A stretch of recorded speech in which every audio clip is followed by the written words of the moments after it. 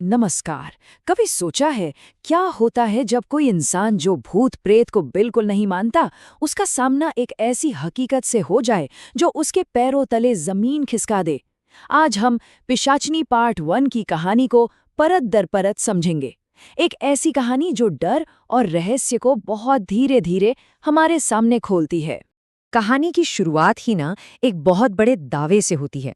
इसका जो main character है राहुल, वो एक व्लॉगर है जिसका काम ही है ऐसी अलौकिक घटनाओं का पर्दाफाश करना। और वो अपने दर्शकों से साफ साफ कहता है, भूत प्रेत आत्मा ये सब कुछ बकवास है। बस यही एक लाइन पूरी कहानी के लिए स्टेज सेट कर देती है। एक नास्तिक का सामना होने वाला है अनदेखी ताकतों से। अब राहुल का दावा तो बहुत मजबूत है, पर सवाल तो यही है कि क्या उसका ये यकीन टिका रहेगा। और यही वो सवाल है जो हमें इस कहानी के गहरे अंधेरे कुएं में खींच लाता है। तो होता ये है कि राहुल का यही जो अविश्वास है ना, वो उसे एक खतरनाक शर्त मानने पर मजबूर कर देता है। उसके दोस्त उसे चैलेंज करते हैं कि वो एक ऐसे बंगले में एक रात अकेले बिताए जो बुरी तरह से हॉन्टेड माना जाता है। शर्त बिल्कुल सीधी साधी थी, एक रात, एक अकेला इंसान और एक प्रेतवाधित बंगला। और मकसद सिर्फ एक था, ये साबित करना कि भूत प्रेत असली नहीं होते। बस यहीं से कहानी का असली खेल शुरू होता है। अगली सुबह जब राहुल के दोस्त उसे लेने के लिए बंगले पर पहुंचते हैं तो उन्हें एहसास होता है कि उस जगह का माहौल, वो खुद कहानी का एक बहुत बड़ा किरदार है। यहाँ पर राइटर एक बहुत ही गजब की टेक्निक इस्तेमाल करता है। वो डर पैदा करने के लिए किसी आवाज का नहीं बल्कि खामोशी का सहारा लेता है। जरा सोचकर देखिए, चारों तरफ घना जंगल है पर किसी पंछी या जानवर की कोई आवाज तक नहीं। ये जो अजीब सी खामोशी है ना, ये दिन के उजाले में भी रोंगटे खड़े कर देती है। और बंगले के अंदर एक जानलेवा सन्नाटा। और अंदर जाकर देखते हैं तो कुछ नहीं, राहुल गायब है। उसका फोन, उसका कैमरा, सब कुछ गायब।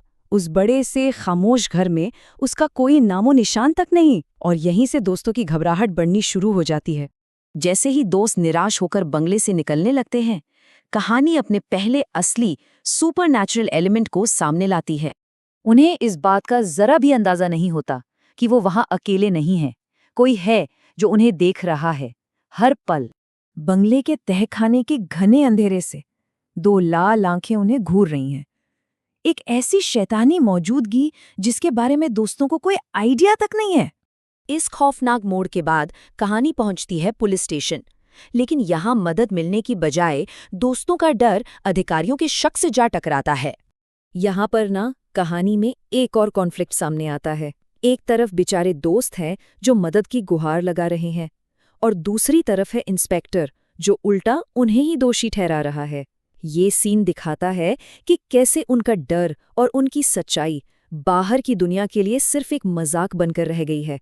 इंस्पेक्टर बड़े बेमन से गुमशुदगी की रिपोर्ट तो लिख लेता है, पर उसकी बातों से कोई उम्मीद नहीं मिलती। मतलब अब दोस्त इस खौफ से लड़ने के लिए बिल्कुल अकेले पड़ गए हैं।